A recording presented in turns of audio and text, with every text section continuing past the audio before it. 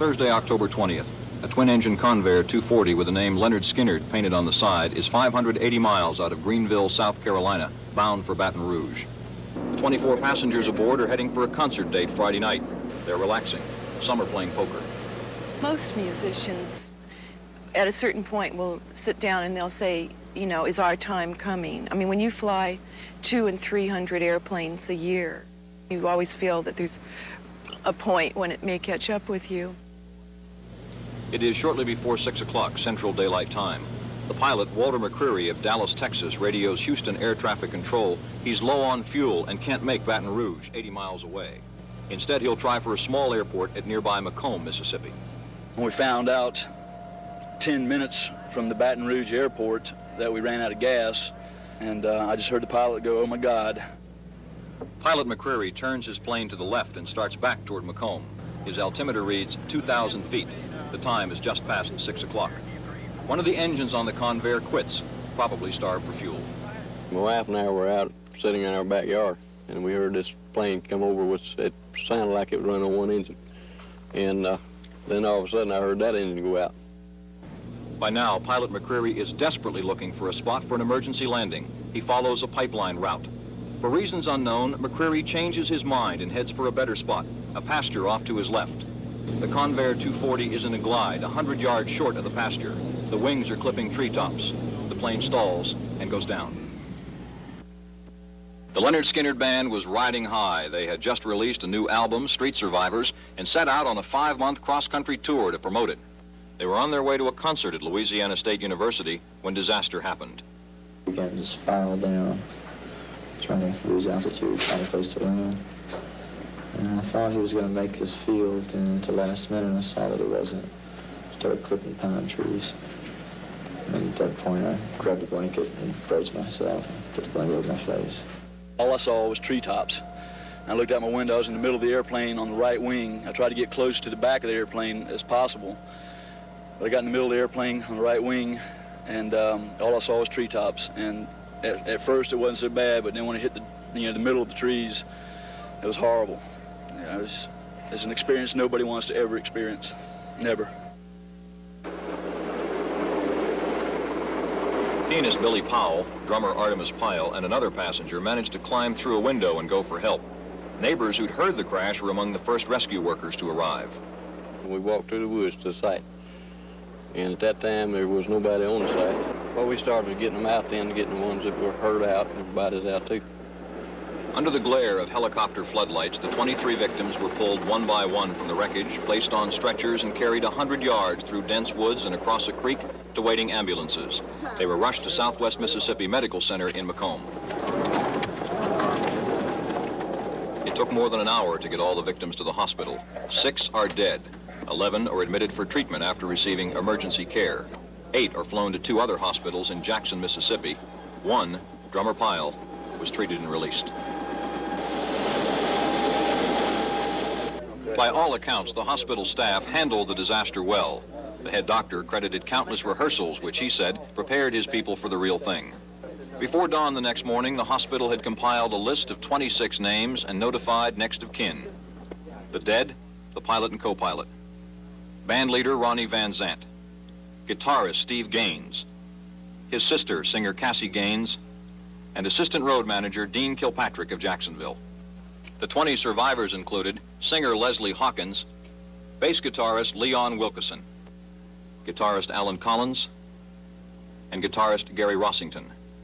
Wilkeson and Rossington suffered the most severe injuries. He has 2 broken arms, a broken leg, a broken pelvis, a punctured stomach, and a punctured liver. And he's going to be in the hospital in Jackson, Mississippi for about another month. But Leon's got tremendous amounts of internal injuries, and Alan's got a broken, not a broken neck, but a cracked neck. Every airplane crash is methodically investigated by specialists from the National Transportation Safety Board. They look at wreckage as pieces of a puzzle, which when put together will tell them why a plane crashed. The search at the scene even extends to the passenger's luggage. The board looks into about 4,500 mishaps a year. To the field investigators, wreckage is routine business. But for the rest of us who saw the remains of Lynyrd Skynyrd's Convair 240, the sight is unforgettable. You can't even realize, seeing one of these things on television, exactly what a crash of this magnitude looks like. Up there, sitting against the tree, is a piece of an airplane wing, torn away from the rest of the airplane.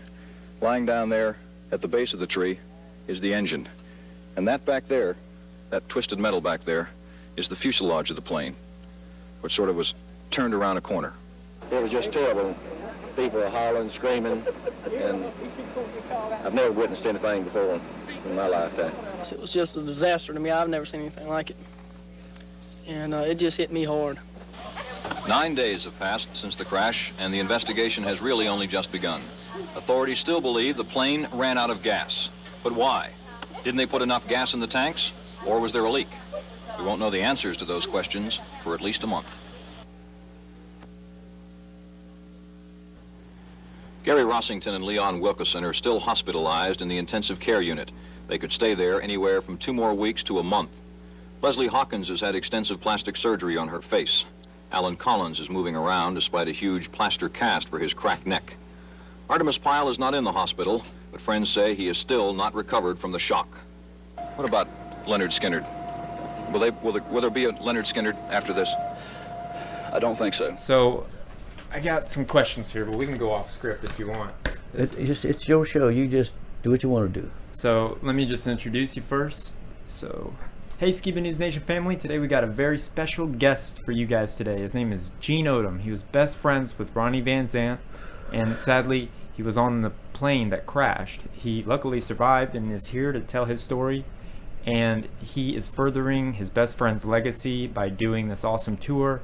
So, I'd like to welcome Gene Odom. Welcome, Gene. Welcome. So, as I said, you were best friends with Ronnie Van Zant. Can we pull up some of those photos first? And maybe you can tell me more about them. Yeah, that was, we were leaving Greenville, going to the hotel.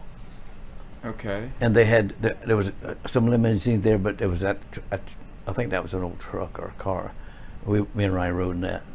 And this is where the memorial is. That's Mississippi, yeah.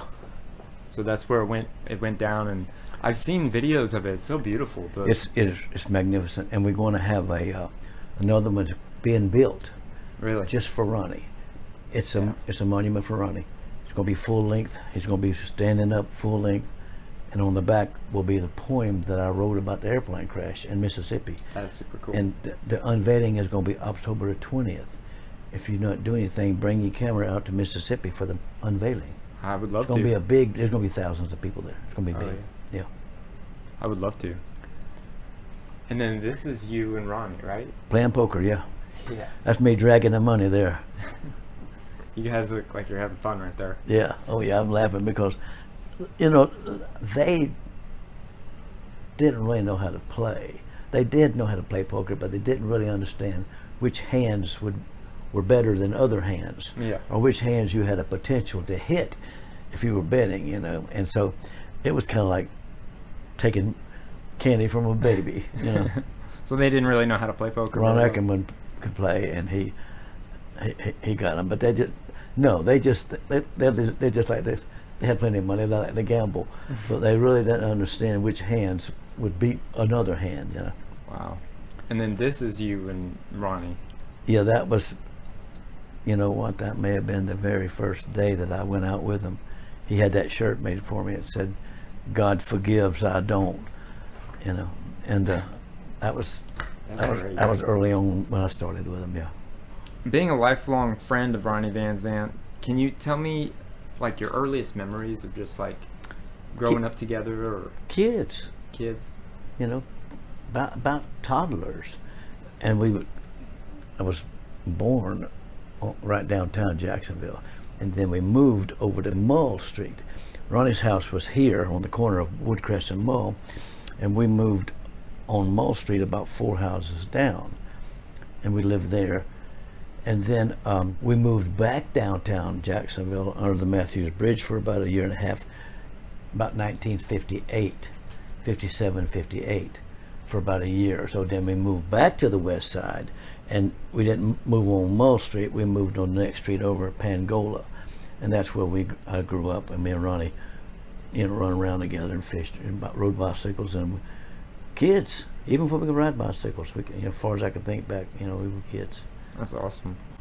And I know that we had talked earlier, but you mentioned fishing, and your grandson is doing something actually kind of cool with fishing with you, because you were Ronnie's lifelong fishing buddy. Oh yeah. Let me see if I got the card. Yeah, and I love to fish too. And he's just started this. He started a guide service. It's called High Brass Guide Service LLC, and he does bass fishing, frog gigging, and duck hunting when it's duck season.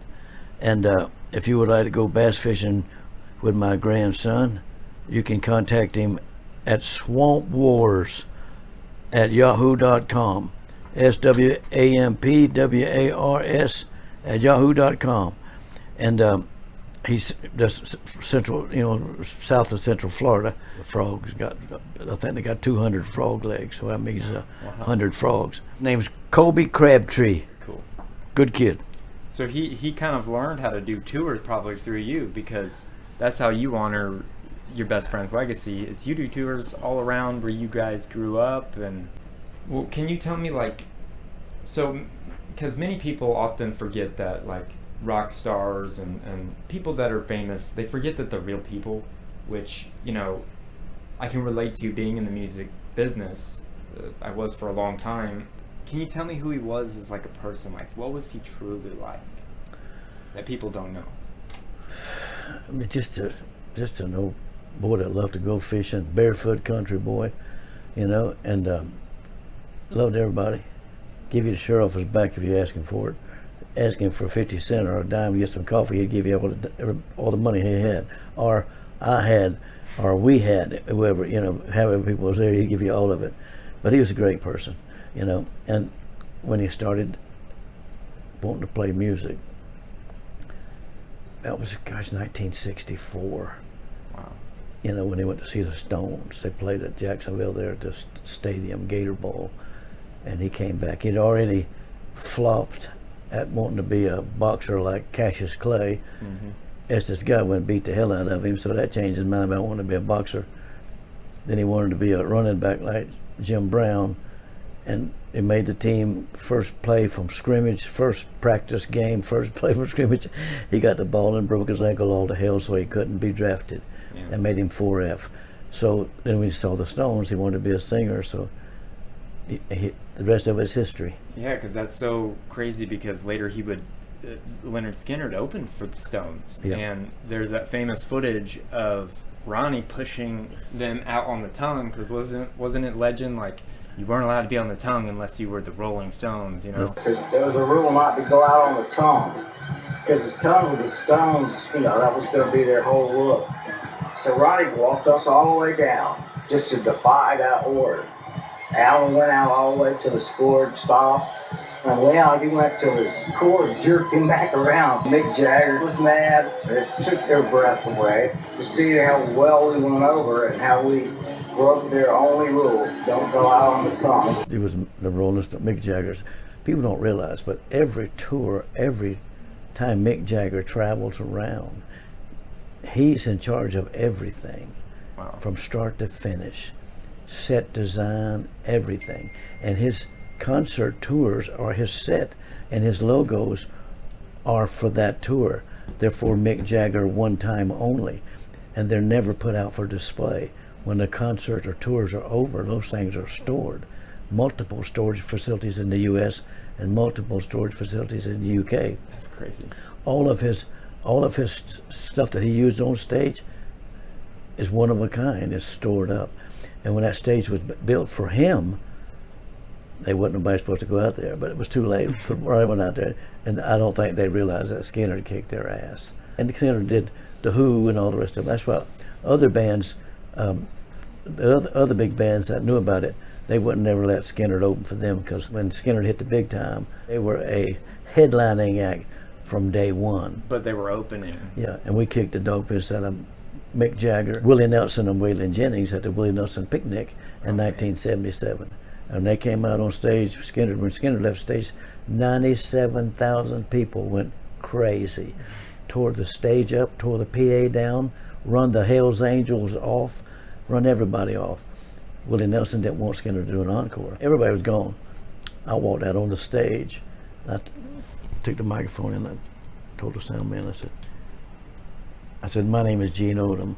I'm Ronnie's bodyguard and head of Lynyrd Skynyrd security. We wasn't supposed to play a encore song. They're at the hotel. You folks need to calm down and back up and let these people put this stuff back together so Willie and Waylon can come out. 97,000 people went back, let them come back and build it. And the promoter came out. He went, I ain't never seen that before. I've never seen that done before. We were scared to death. I said, somebody had to do it. So you got to meet like Waylon. Oh yeah. When Willie and Waylon came out, the first thing Willie Nelson said, who was that? That's going to be a hell of an act to follow. And the crowd went crazy again and we're crazy. Oh yeah. That's awesome. Peter Frampton's Come Alive album came out. Mm-hmm. And so we did two shows down on the Green and the Willie Nelson picnic in between those two shows. The first show, Skynyrd headlined because it was a co-headline, and then Peter Frampton came out, and then when we went to gig Willie Nelson's but there in Tulsa, we come back for the next show, and this show, Peter Frampton was headlining, and there was almost 100,000 people. Skynyrd finished, walked off stage, I put them in a limousine, they were gone. And so everybody, thousands, tens of thousands of people started leaving the stadium. Peter Frampton run out, grabbed the microphone. I'm standing behind the lighting tower, waiting on the limo to come back and get me. He came out and said, hey, come back, I'm Peter Frampton, I'm the headliner. The show's not started. Thousands, tens of thousands of people, please come back, I'm the headliner. Just getting on, just going on out. He punched his road manager in the face, kicked his drums over, he was crying. And then the limousine showed up and I took off and I was gone. Yeah. See you later. Yeah. That's a great story.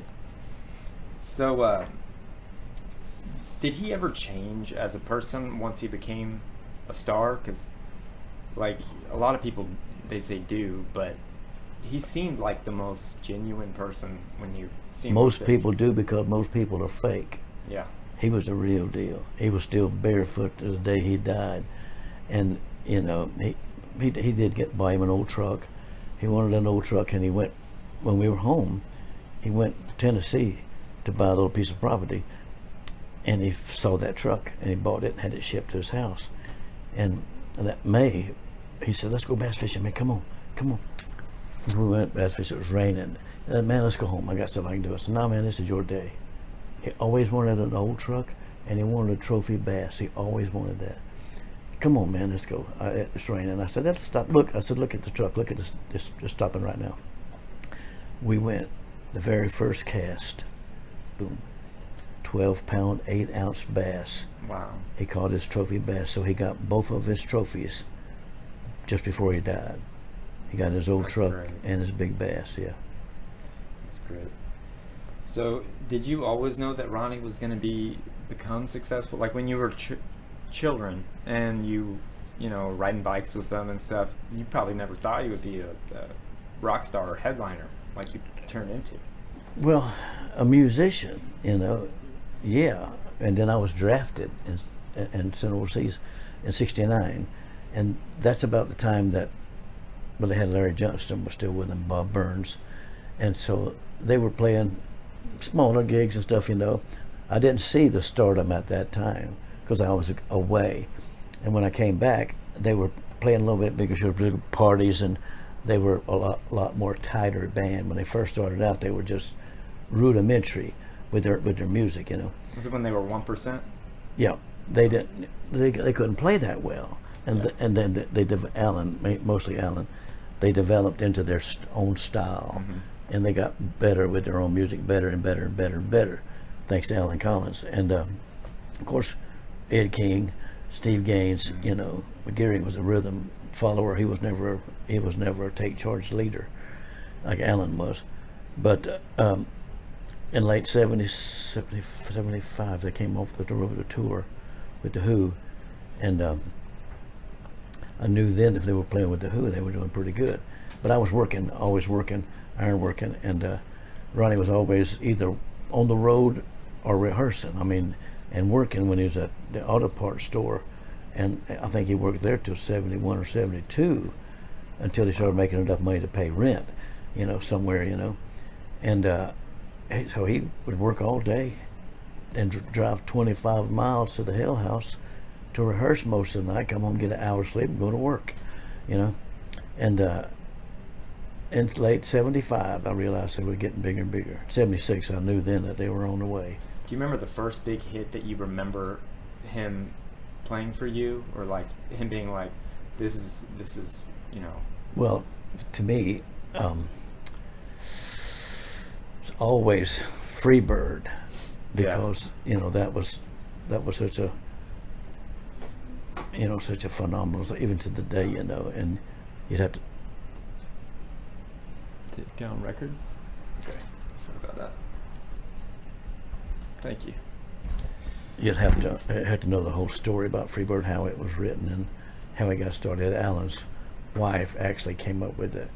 If I leave here tomorrow, would you still remember me? She came up with that lyric because Ronnie couldn't come up with any words at that time for Freebird. Alan had the music, but they couldn't come up with any words. And his wife wrote down notes to Alan and put it over his shoulder.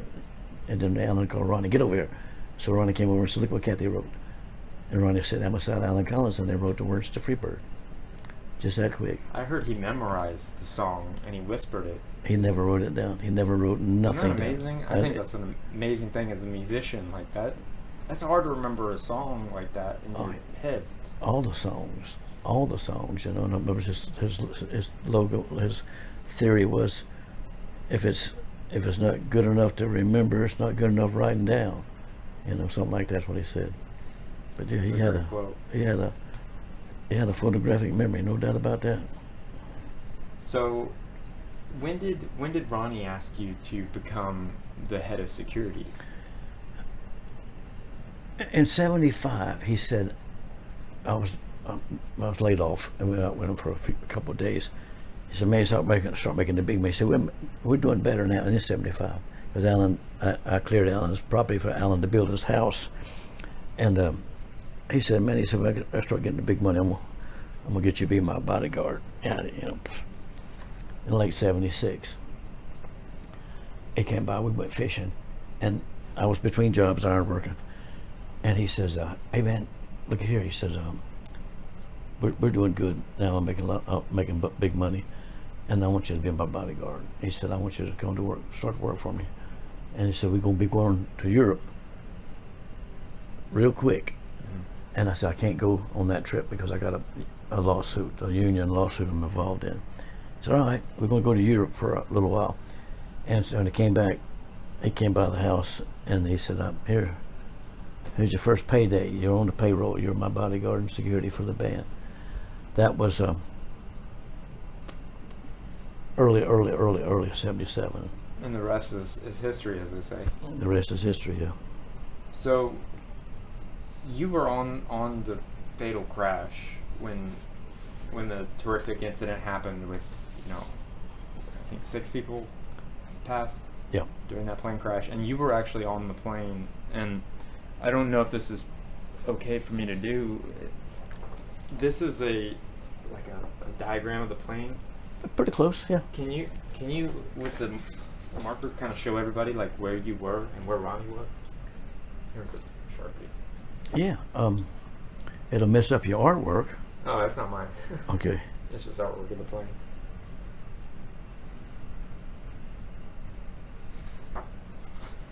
You got more of these? Yeah, I got this one. I like to have one. Yeah. I like to have one of these. Okay. Absolutely. Now, I'm not an artist, but I know he's. And so I'll start from, this was the only way she could really do it. And this plane, this fuselage, this is more authentic here. That would be the pilots. The pilots were right behind the pilots. Okay, there was a door. And then right behind that was a the little galley, the bathroom. And then there was the couch. Yeah, it had a concave in the middle. Not a big one, but a little concave. And then right in front of that was a, I think it was a 2x6. Could have been a 2x8 on pedestals. You could, sitting on the couch, you could set your drink on it, or you could prop your feet on it. It was about 18 inches high. And so across from them was Steve and Dean Kilpatrick. And on this side of the plane was two seats, poker table, two seats there. And across from the poker table was a single table that had two seats. And at the time of the crash, Ronnie was on the floor. Oh, yeah, I remember you telling me on the phone, but I couldn't quite understand. But he wanted to lay down, and he couldn't lay down in these seats, you know, and because he had took 2 sleeping pills. Yeah. And I said, well, where that table was like 2 foot from here. You know, the length of your foot is where the table was. I said, man, look here, y'all put your feet up on the table. Mm-hmm. And Ronnie can lay down underneath y'all's feet, and he can sleep there, and people can go back and forth to the galley and won't bump into him. You want me to draw that in here somehow? Yeah, make it a little smaller. Yeah. Is that good enough? Yeah, that's great. All right. That's amazing. So you actually tried to save Ronnie's life. Oh yeah, man, I got him up off the floor and strapped him between Alan and Gary, you know. And see what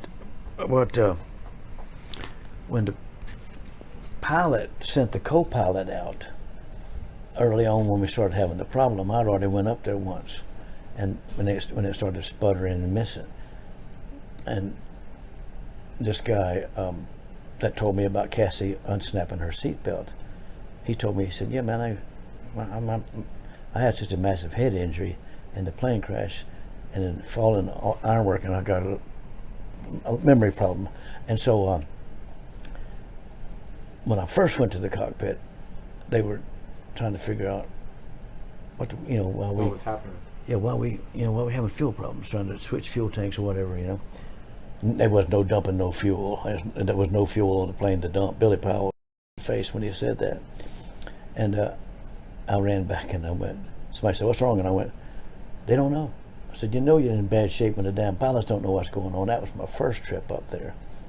And the second trip up there, they were still struggling with it. And I think the second trip is when we ran out and they wasn't picking up no more fuel. We had made the turn to come back to Macomb, because you couldn't make the turn with the engines with no power. That plane would nosedive into the ground. So the engine started running enough that they could make the turn. At that point in time, I think we were at 4,500 feet, 4,500 feet at that point, because we'd already come a long way down. They thought they had enough airspeed to make that field, you know. And so when the plane weighed 30,000 pounds empty, so as it was traveling, it was losing airspeed, you know, because hitting the atmosphere was slowing us down. Instead of having 100 miles an hour, when we started hitting them trees, it was 55, 60 miles an hour. And that weight of the plane started that nosedive it right into them trees. I ran back and kicked Ronnie in the ribs again, told him, get up, man. You know, and I asked him about, you all strapped in? You know, and so then I went back up there the third time to argue with him and cuss him out. And then that's when I seen the plane do this. Mm-hmm. So I knew we wasn't gonna make the field. And I told him, I said, I hope you two guys live through this, because I'm gonna beat both of y'all to death. And so I grabbed Ronnie up off the floor and started struggling with him, getting him sitting down. And at no time did he ever know that plane was crashing. Did he comprehend it? Because he was so grogged out from them 2 sleeping pills. He died not knowing that plane was actually crashing, you know. So and it was almost peaceful in a way. And and you could say that, but if you knew how bad he hated to fly, that boy hated to fly. He did? Yes, sir. He was scared to death of flying. You know, he hated it. You know, he did it when he had to do it, but he hated flying. Now I heard, I don't know if this is urban legend, but that there were 2 other bands that turned down that plane. It's like Aerosmith or Well, I'll straighten you out on all that. The road manager had talked that company into buy that plane, and they didn't have license to haul people. They were a freight hauling outfit. So they established on paper L&J Leasing and got licensed to fly people. And so his intention was to charge the band more money for the plane than it was worth, than they should have paid. And more money per air mile for gas, more money. He was going to charge the band more money for the plane so he could get a commission off of the band. Wow. And he didn't come out with that until after I said, I know you was getting a kickback. You know, and he didn't call it a kickback. When he wrote his book, he called it a commission. To keep the band on that plane, he would get a commission. And I was going to put a stop to all that. All that was coming to a screeching halt as soon as that tour was over. But the plane crash stopped all that, you know. Well, I mean, it's amazing what you're doing now. If you could tell our audience what you do to carry on your best friend's legacy, I think is the coolest thing ever, and I can't wait to go to Jacksonville to experience it. But I take people on a tour of the West Side, where we came from, Ronnie's old house, Alan's, Gary's, where they came from, the neighborhoods we came from, where the old Curtis Lowe store was, where we used to I used to take the Coke bottles down to Cashmere, where we played football as kids, our old neighborhood, the schools they went to, you know, and where we grew up. Just tell the legacy story of Lynyrd Skynyrd, where the music came from and where they came from, you know. And I'd average about 2 a month, you know. And we'll make sure we put Patty's number on here. Oh, absolutely. If anyone want to call Patty and she could set it up. But the people that come on the tour are hardcore Skynyrd fans, Ronnie Van Zant fans, Alan, Gary. They want to learn the true story about the music, where the music came from. Mm-hmm. And, you know, what better than one of the guys that grew up with the music and grew up with Ronnie and was on the plane and can tell you the true story about, you know, not just kind of BS stuff, but the true story. People really enjoy it. That are real hardcore Skynyrd fans. They really like it. Well, I'm going to call it this episode the true story of what happened to Lynyrd Skynyrd, told by Gene Odom, because you were there. I know there's a lot of false stories out there, and we won't really get into that. But there's also the movie that I did called The Last 72 Hours of Lynyrd Skynyrd. That's none of that Artemis BS, you know. And that movie, his movie was 100% garbage. It's good, and people still watch it. And how could they watch that? Amazon or Netflix, I think it's on them. It's called Last 72 Hours of Lynyrd Skynyrd. You can pull it up. Yeah. Okay, so everybody go check that out. You've also, I believe, wrote a book, right? I wrote a couple of books, yeah, and it's called Lynyrd Skynyrd, Remembering the Free Birds of Southern Rock. Amazon has it. Random House, Broadway Books, and you can get that from Broadway Books, Random House on Amazon, called Free Birds of Lynyrd Skynyrd, Remembering the Free Birds of Southern Rock. I wish I'd had one I brought with me. And then you also have shirts, right? I'm not selling my white t-shirt, but I have some shirts, yeah. I have one that says, Old Lynyrd Skynyrd Music Still Kicks Ass, and it has all of the dead people their names are on the shirt. That, and I have one Hell House t-shirt, and I have one that I'm going to find some way to make me a page to put these things on it, put these shirts on it. But the best one I have is the Old Lynyrd Skynyrd Music Still Kicks Ass, because people. I would love to get me one of those shirts. Old Lynyrd Skynyrd Music still kicks ass after all these years, you know. And that's a testament to Ronnie's writing and the other guys' music, you know. And Alan and Gary, they were songwriters. Ed King, Steve Gaines, but Ronnie wrote most of the lyrics, you know. And it's a testament to what they did. And to this day, they never wrote a bad song. All of their songs can still be heard on the radio. Very few people can say that their songs are being heard on the radio 50 years later. That's true. And I mean, Alabama changed its like little slogan when you entered, a Sweet Home Alabama. So it's like, yes, sir, every bobtail. I wonder what Ronnie would have thought about that. He'd be humbled. He'd be humble as he could be. You know, if you tried to say something about it, he wouldn't make no scene of it. You know. Now, me and my girlfriend, we saw Lynyrd Skynyrd this was a couple years ago, and this is my personal opinion. It was watching a giant cover band. It didn't feel authentic to me, and I remember saying that out loud to my girlfriend, that it didn't feel right. There was something, I mean, it wasn't Ronnie. It was just like a giant cover band, and That's what they are. They're a tribute band. They were established in 1987 as a tribute band. mhm. Tribute band, Tribute Incorporated, Tribute Inc. They ain't gonna change nothing. Yeah. You know, you can put lipstick on a pig, it's still a pig. You know. And then, like, what do you think Ronnie would think today about, like, cancel culture? Like, I know that I mean, behind him, the rebel flag used to be something like this. It stood for Southern pride, you know. And today they would cancel this, or they would say, like, they were racist. But in my opinion, and I've actually debated people, they're like, that music is racist. I said, why? Have you listened to their music? If you listen to the Ballad of Curtis Lowe, I mean, you would see that I don't think Ronnie had a racist bone in his body. Ain't nothing racist about them. There was only one band member in that band that was racist, and I'm not going to say his name. It wasn't Ronnie Van Zant, believe me. It wasn't Alan Collins. You think he would have put an American flag or a Trump 2024 flag? Do you think he would be a Trump supporter today? Certainly. Guarantee it. It's like Yeah. Johnny and Donnie are. You know, Judy, she's a Democrat, because when the Democrats get rich, people get rich, they think they're above people. Mhm. And that's what democracy for the Democrats is all about, is that, you know, when you get rich, every one of them get rich. All of them billionaires, they're all Democrats, because they think they're better than everybody else. They're going to look down on the peons because we're rich, we're famous. Ronnie Van Zant, Johnny and Donnie. Somebody said that about Johnny and Donnie, because Judy was a Democrat. I said, drive out to Johnny and Donnie's house and see who signs in the front yard. I know who signs in the front yard, Trump.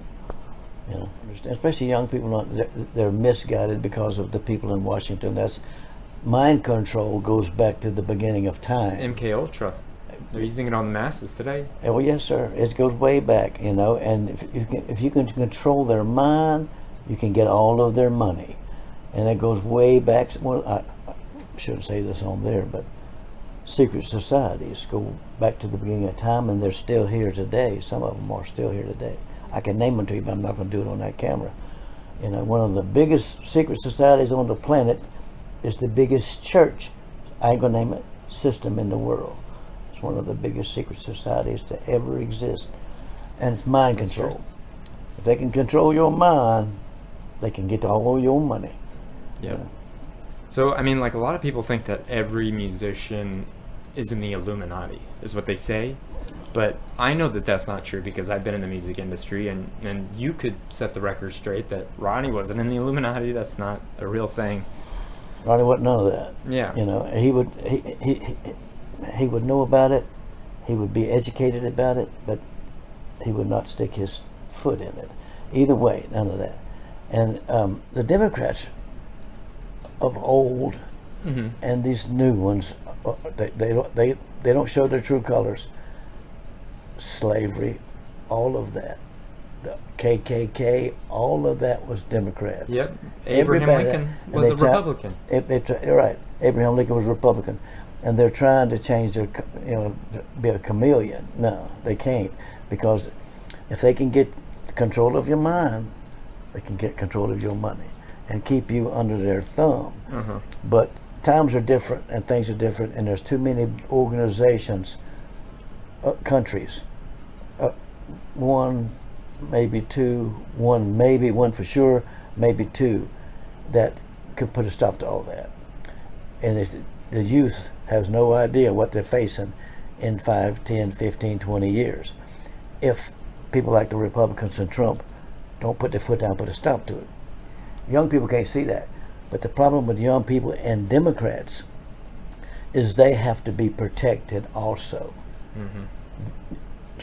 Some bigger guy, somebody with more power has to protect them Democrats. Youth and the older ones, they have to be protected. So there has to be a society, and that society has to be a group of people, Republicans, if you want to call Republicans, that are willing to give their life to protect the innocent. Mm-hmm. Meaning the weak, the innocent, the Democrats, the way they think, you know. And I'm not a politician by no means, but they have to be protected. Somebody has to protect them. Us, me, you, the military, our government. You see what they've done to the military. But there's foes out there watching, getting ready. If you don't think the Chinese ain't in this country, have infiltrated this country, big time, you're wrong. Mm-hmm. And they're doing it every day, walking across that border. Chinatown, the Chinese have controlled the prostitution market since the beginning of time, and they still control it in California and many places around the world. You know, you might want to edit that out. I mean, well, we covered that a lot on the show. Like, that's what our show's about, is about showing that conspiracy theories aren't really conspiracy theories. You read? Sometimes, yeah. Pull up the Life magazine, the magazine, Secret Societies.